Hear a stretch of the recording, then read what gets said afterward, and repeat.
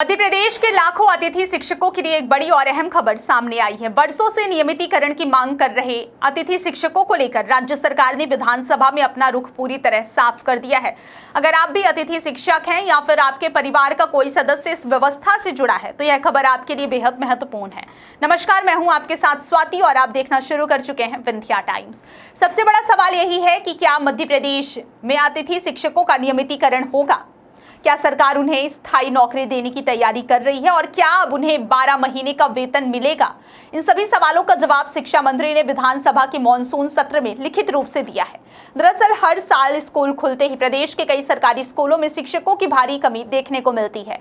कई गांवों में तो हालात ऐसे बन जाते हैं कि ग्रामीण शिक्षक नहीं होने के विरोध में स्कूलों पर ताला तक जड़ देते हैं। ऐसे समय में शिक्षा व्यवस्था को संभालने की सबसे बड़ी जिम्मेदारी अतिथि शिक्षकों के कंधों पर आ जाती है। ये शिक्षक नियमित शिक्षकों की तरह पढ़ाई कराते हैं, परीक्षा ड्यूटी निभाते हैं और स्कूल की लगभग हर जिम्मेदारी उठाते हैं, लेकिन इसके बावजूद उन्हें ना तो नियमित शिक्षकों की जैसी नौकरी की सुरक्षा मिलती है और ना ही वेतन और अन्य सुविधाएं। यही कारण है कि बीते कई वर्षों से अतिथि शिक्षक लगातार नियमितीकरण और बेहतर सुविधाओं की मांग को लेकर आंदोलन करते रहे। इसी मुद्दे को लेकर विधानसभा के मॉनसून सत्र में अशोकनगर से विधायक इंजीनियर हरिबाबू राय ने सरकार से कई महत्वपूर्ण सवाल पूछे। उन्होंने जानना चाहा कि प्रदेश के सरकारी स्कूलों में वर्तमान में कितने अतिथि शिक्षक कार्यरत हैं। क्या सरकार इस बात से अवगत है कि हजारों अतिथि शिक्षक कई वर्षों से लगातार सेवाएं दे रहे हैं लेकिन उनका आज तक नियमितीकरण नहीं हुआ।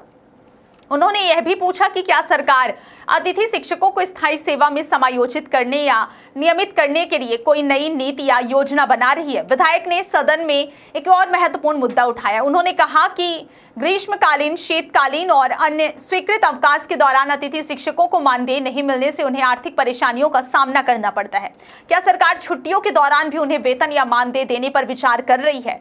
इन सभी सवालों का जवाब देते हुए स्कूल शिक्षा मंत्री उदय प्रताप सिंह ने सरकार का आधिकारिक पक्ष स्पष्ट कर दिया। शिक्षा मंत्री ने अपने लिखित उत्तर में कहा कि मध्य प्रदेश में अतिथि शिक्षकों के सीधे नियमितीकरण का कोई प्रावधान नहीं है। उन्होंने बताया कि राज्य स्कूल शिक्षा सेवा भर्ती नियम 2018 में 27 दिसंबर 2024 को किए गए संशोधन के अनुसार शैक्षणिक संवर्ग में सीधी भर्ती के शिक्षकों के विज्ञापित पदों में 50% पद ऐसे अतिथि शिक्षकों के लिए आरक्षित किए गए हैं जिन्होंने कम से कम 3 शैक्षणिक सत्रों में 200 दिन तक कार्य किया हो और प्रत्येक सत्र में न्यूनतम 30 दिन की सेवा दी हो। हालांकि मंत्री ने यह भी स्पष्ट किया कि केवल अनुभव के आधार पर नियुक्ति नहीं मिलेगी। इन पदों पर नियुक्ति के लिए संबंधित उम्मीदवारों को पहले पात्रता परीक्षा पास करनी होगी और उसके बाद चयन परीक्षा में मेरिट के आधार पर चयन किया जाएगा। यानी सरकार ने साफ कर दिया है कि सीधे नियमित करने की बजाय भर्ती प्रक्रिया के माध्यम से ही स्थायी नियुक्ति का रास्ता खुला रहेगा। इतना ही नहीं, शिक्षा मंत्री ने छुट्टियों के दौरान वेतन को लेकर भी स्थिति स्पष्ट कर दी। उन्होंने कहा कि वर्तमान नियमों के अनुसार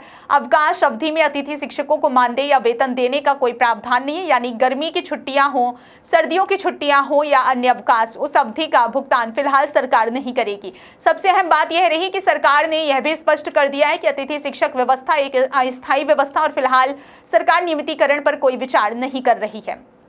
यानी लंबे समय से नियमितीकरण की उम्मीद लगाए बैठे हजारों अतिथि शिक्षकों को फिलहाल राहत मिलती दिखाई नहीं दे रही है। गौरतलब है कि अतिथि शिक्षक लंबे समय से कई मांगों को लेकर आंदोलन करते रहे हैं। उनकी प्रमुख मांगों में नियमितीकरण के लिए विशेष परीक्षा और रिक्त पदों में आरक्षण, शिक्षक और भर्ती में बोनस अंक और पात्रता में छूट, स्कोर कार्ड में अनुभव अंकों की बढ़ोतरी और 12 महीने का वार्षिक अनुबंध सेवा की निरंतरता, सामाजिक सुरक्षा के तहत बीमा, पीएफ और स्वास्थ्य सुविधाएं, ई अटेंडेंस व्यवस्था में सुधार तथा लंबित मानदेय का जल्द भुगतान शामिल है। लेकिन सरकार के ताजा जवाब से साफ हो गया है कि इन मांगों पर फिलहाल कोई बड़ा फैसला नहीं लिया गया। अब देखना होगा कि सरकार के इस स्पष्ट रुख के बाद अतिथि शिक्षक संगठन आगे क्या रणनीति अपनाती। क्या आंदोलन एक बार फिर तेज होगा या फिर सरकार भविष्य में कोई नई नीति लेकर आएगी? फिलहाल इतना तय है कि नियमितीकरण की मांग पर सरकार ने साफ शब्दों में ना कह दिया है, जबकि भर्ती प्रक्रिया में आरक्षण का विकल्प पहले की तरह जारी रहेगा। फिलहाल इस पूरे मामले पर आपकी क्या राय है? क्या वर्षों से सेवा दे रहे अतिथि शिक्षकों का नियमितीकरण होना चाहिए या फिर